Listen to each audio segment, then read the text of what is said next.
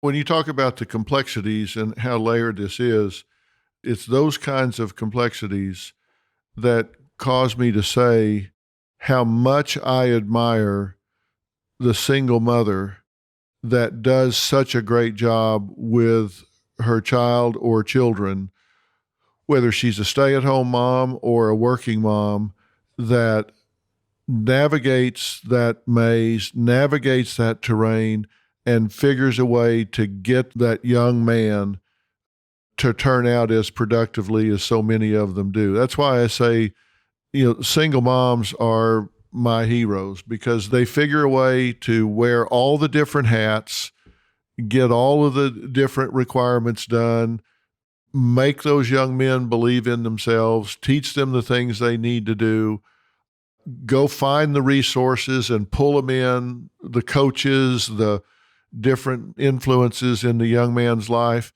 keep all those balls in the air and keep the fires burning at the same time for the family. I mean, it's just astounding the women that do that and do it so well.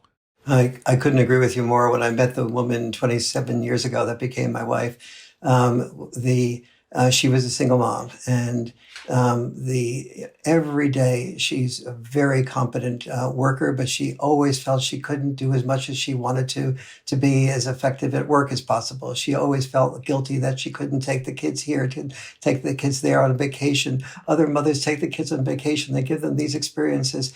I would come over and she would oftentimes answer the question that the children had rather than talk them through. And she'd be so angry at herself that I shouldn't really be answering the question, but I have to get dinner ready. I have to get them to bed. I have to get the other daughter to bed. And it's sort of like the juggling act. And so we have created a society that really has created a lose situation. A lose situation for moms because moms who don't have the support of a biological dad or a really good stepdad are almost always the word that they use most frequently is the word overwhelmed. Yes.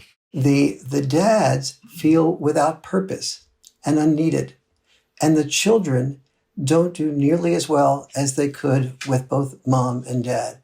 And so each generation has had its war.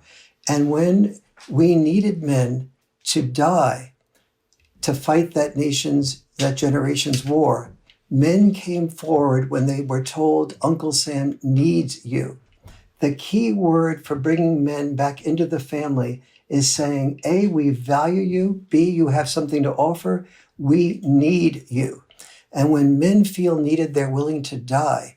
But men in the last 50 years, almost every TV commercial that portrays a dad and a mom and that portrays one as a doofus, portrays the dad as the doofus. This is not an inspiration for our boys to become fathers that are effective. And we need to start with policy changes like having communication skills training in first grade and second grade so boys and girls learn how to hear each other, listen, do all these things that you were talking about a little while ago, Dr. Phil, and start that process of learning how to communicate and hear each other in first and second grade so it replaces bullying. So you hear that the bully also is hurt. And the bully has low self-esteem as well as the person that was bullied. And so we begin to understand this type of, the foundation of compassion needs to be set in the culture at a very early age. And boys learning that when you're growing up, you're not just a wallet, you're not just a human doing, you're a human being, and we need you as an emotionally intelligent part of the family.